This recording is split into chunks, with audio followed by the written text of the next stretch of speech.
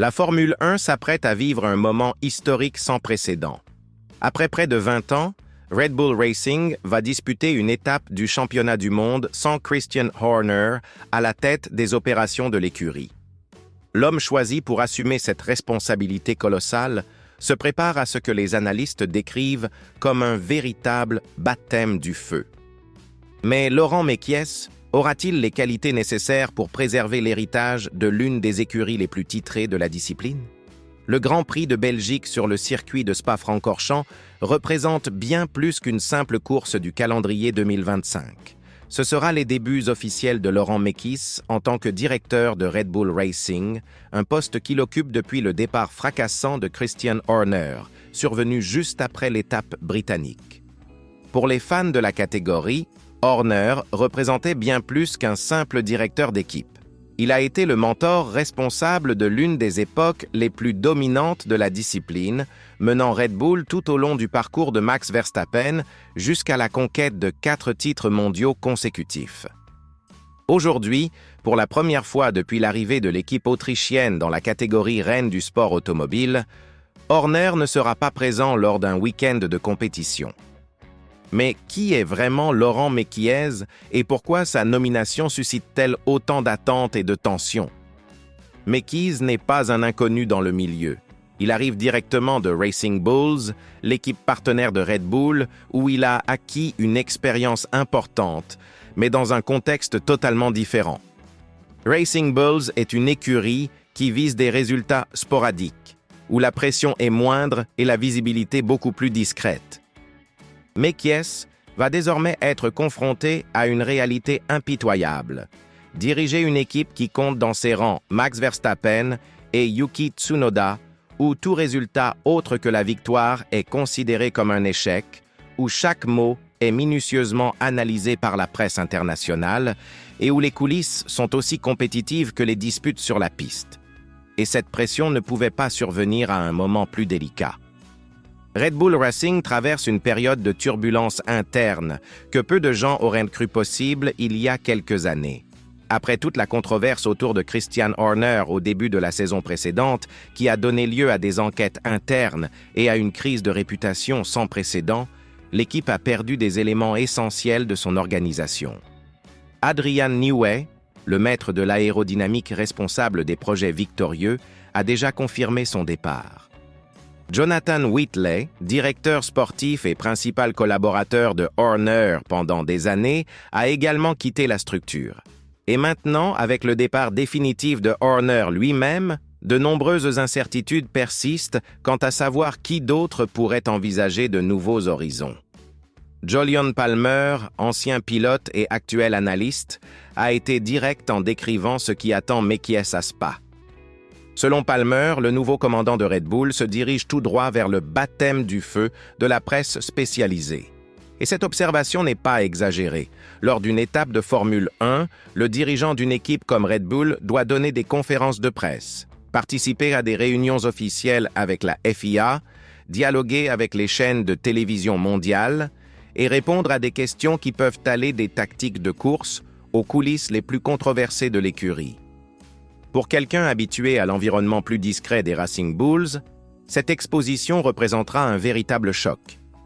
Mais le plus grand obstacle de Mekies ne sera probablement pas d'affronter les médias, mais plutôt de démontrer à sa propre structure qu'il a les compétences nécessaires pour maintenir le niveau d'excellence qui a fait de Red Bull la puissance dominante que nous connaissons aujourd'hui. Les mécaniciens, les ingénieurs et toute l'organisation de l'équipe sont habitués à un niveau de coordination et de commandement que peu de gens peuvent offrir. Christian Horner, indépendamment des controverses, était reconnu comme l'un des meilleurs managers du paddock, capable de tirer le meilleur rendement tant des véhicules que des concurrents. Aujourd'hui, avec le départ de tant de noms importants, une atmosphère d'incertitude plane sur Milton Keynes. Et ici, un aspect fondamental ne doit pas être négligé. Red Bull peut toujours compter sur Max Verstappen.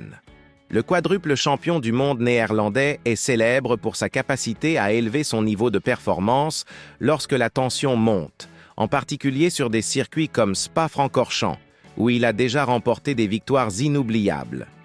Verstappen est le genre de pilote capable de surmonter les limites de sa voiture grâce à sa technique et à sa détermination. S'il y a bien une chose qui peut aider Mekies pour ses débuts, c'est d'avoir entre les mains l'un des plus grands talents de l'histoire de la catégorie. À ses côtés, Yuki Tsunoda affiche également une progression constante et pourrait jouer un rôle clé pour marquer des points importants pour le championnat des constructeurs. Mais n'oublions pas que la rivalité est plus intense que jamais. Ferrari, avec Charles Leclerc et Lewis Hamilton, promet de former l'un des duos les plus redoutables de la saison.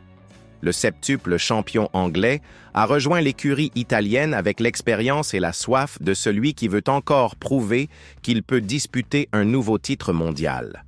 La McLaren de Lando Norris et Oscar Piastri s'impose comme une force authentique, capable de rivaliser à armes égales avec n'importe quelle équipe du plateau.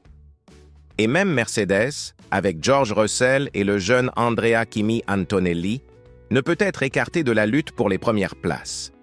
L'étape de Spa se déroulera également sous forme de sprint, ce qui ajoute encore plus de tension pour Mekies. Dans les courses sprint, les décisions doivent être prises instantanément. Les erreurs sont amplifiées et il n'y a pas beaucoup de temps pour corriger les problèmes qui peuvent survenir. Pour un directeur d'équipe débutant, cette dynamique accélérée peut être particulièrement compliquée. Chaque choix stratégique, chaque appel au stand, chaque décision technique sera examinée non seulement par les médias, mais aussi par les pilotes eux-mêmes et par la structure. Une réflexion intrigante émerge ici. Red Bull Racing a-t-il réussi à préserver sa culture gagnante même après tant de transformations? Une équipe de Formule 1 ne se résume pas à des voitures rapides et à des pilotes talentueux. Il s'agit d'un état d'esprit collectif, d'une manière de travailler sous pression, d'une capacité à prendre les bonnes décisions dans les moments les plus cruciaux. Christian Horner, Adrian Newey et Jonathan Whitley n'étaient pas seulement des collaborateurs. Ils incarnaient les piliers d'une philosophie qui a transformé Red Bull d'une équipe débutante en une dynastie. Maintenant que Laurent Mekies prend les rênes, la grande question est de savoir s'il parviendra à préserver cette essence, tout en imprimant sa propre marque de leadership. Palmer a souligné un autre aspect fondamental, l'état émotionnel de la structure. Selon lui, de nombreux employés de Red Bull observent ce qui se passe autour d'eux et se demandent qui sera le prochain à partir. Cette instabilité psychologique peut être plus préjudiciable que n'importe quelle lacune technique. Lorsqu'une équipe ne croit pas en la stabilité de sa structure, ses performances en pâtissent inévitablement. C'est pourquoi l'une des principales missions de Mekies à Spa sera de rassurer, de montrer qu'il a un plan clair et que Red Bull reste un endroit où les grands professionnels veulent travailler et évoluer. Mais soyons réalistes quant aux attentes. Laurent Mekies ne résoudra pas tous les problèmes de Red Bull en une seule étape. La transition à la tête d'une équipe de Formule 1 est un processus complexe qui peut prendre des mois avant de donner des résultats cohérents. Ce que nous pouvons attendre à Spa, c'est une première impression de la façon dont il entend diriger la structure, comment il gère la pression des médias et s'il parvient à maintenir la motivation d'un groupe qui a connu tant de changements récents. Et puis il y a aussi la question technique. Red Bull dispose toujours de l'une des structures les plus avancées du paddock, avec des installations de pointe et une base d'informations accumulée au fil des années de développement. Même sans Adrian Newey à la tête du projet, la voiture de 2025 porte toujours en elle l'ADN d'excellence qui caractérise l'équipe. Si Mekies parvient à préserver cet avantage technique tout en construisant sa propre identité en tant que leader, Red Bull pourrait rester une force dominante dans le championnat. Toutefois, si les résultats ne sont pas au rendez-vous rapidement, la pression s'intensifiera de manière exponentielle. La Formule 1 ne pardonne pas, et une équipe habituée à la victoire n'accepte pas la médiocrité. Les fans de Red Bull du monde entier s'attendent à voir Max Verstappen disputer son 5e titre consécutif, et tout résultat inférieur à cela sera considéré comme un échec. Pour Laurent Mekies, c'est la réalité implacable qui l'attend chaque week-end à partir de maintenant.